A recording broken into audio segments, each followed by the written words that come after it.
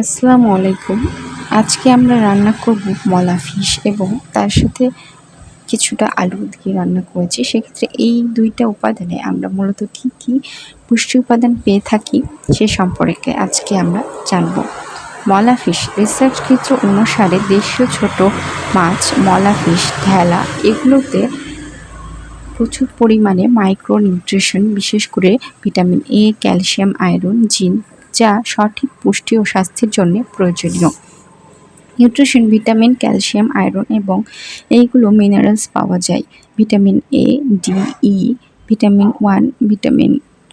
B one এবং vitamin B2, বি3 এগুলোতে পাওয়া যায়। ১০০ গ্রাম মলা ফিশে ২২.৬ গ্রাম প্রোটিন পাওয়া যায়। তার সাথে ক্যালোরি পাওয়া যায় ১৯১, টোটাল ফ্যাট পাওয়া যায় ১০.৫ গ্রাম।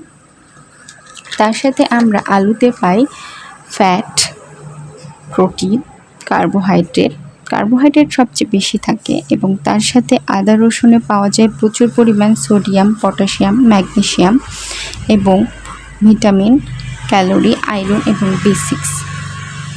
রসুনে পাওয়া যায় প্রচুর পরিমাণে ফসফরাস, পটাশিয়াম থাকে এবং ভিটামিন সি, পি, এ কমপ্লেক্স থাকে।